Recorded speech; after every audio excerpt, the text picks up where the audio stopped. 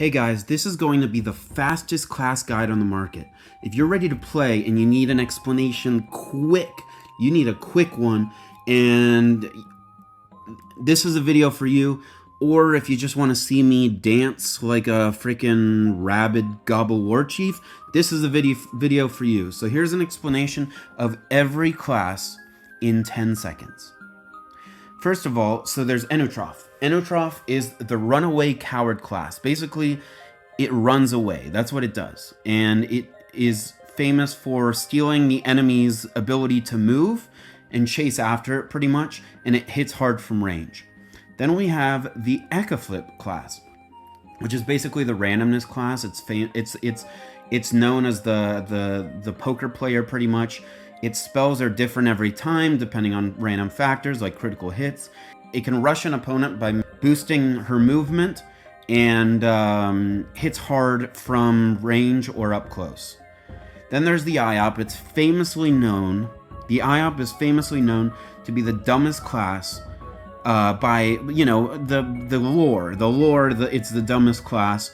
And the playstyle is super easy to learn. It's famously the easiest to learn. Rushes enemies and does devastating damage, even at the risk of its own death.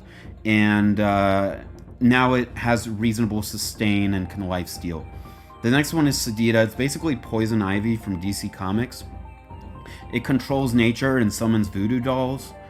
And so it basically hits with vines and stuff like that, and it can summon dolls that attack and slow down, and you can slow enemies down and take movement points, and you can do damage from range.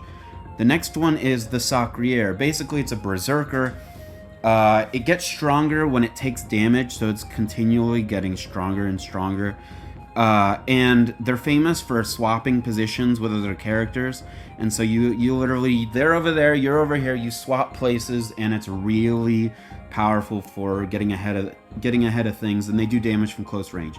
The next one is Feka. Feka is basically the class that defines the meta. It reduces damage on allies. It's the shield class, the armor class, and it's the best PvP. It sets giant traps called glyphs on the ground. That does damage at the beginning of the enemy's turn, and the glyphs also are famous for putting penalties on enemies that are annoying. The Otus is the ultimate summoner class. It has 6 summons you can choose from. You can summon all of them. You can literally summon all of them. You go on the field, you summon as many monsters as possible, and you attack from behind them. The next class is the Sram. This is the strongest one. This is one of the strongest classes, mainly because it's so hard to counter, because it can go invisible, and when it's invisible, there's not much you can really do. And it puts traps all over the fields, so you can basically attack with poisons, like really annoying poisons, or you can put an infinite line of traps that trap chain and throw your enemy all through the traps and do crazy damage and kill them pretty quickly. Then we have the Kra. It's basically an archer class. It summons damage multipliers on the field, so you summon things, you shoot the things, and they're called beacons, and they explode. And so every beacon you have on the map, when you shoot it, it'll make all of them explode. Or you can just shoot at your opponent. There are some spells that just do devastating damage. Then there's the Pandawa. They're basically pandas. That's exactly what they are.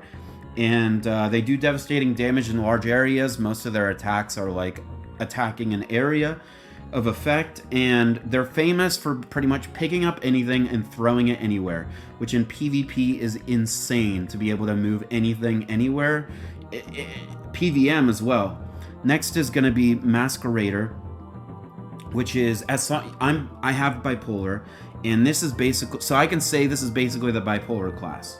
It's famous for its mood swings and changing masks, and each mask lets it cast different spells. It puts shield points on its allies, which is an insane amount of shield points that it puts on its allies.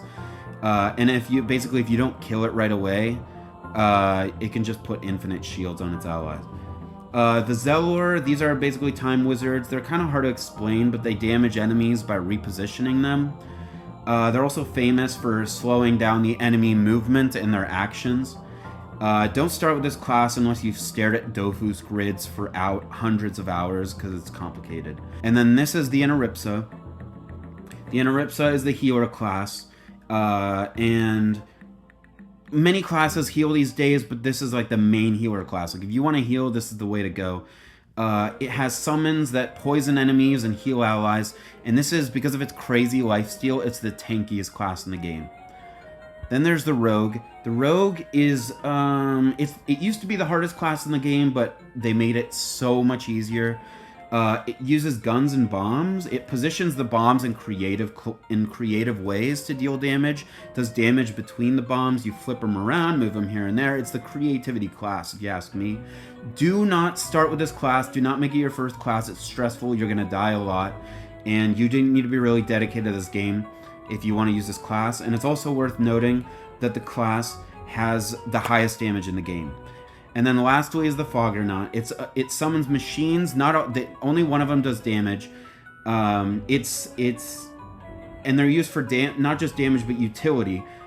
The heals are insane on this class, and as well as the positioning, because it's the most well-rounded class in the game. But it's a utility class. It can help in pretty much any way possible, but it's very difficult to understand, and I wouldn't make it my first class.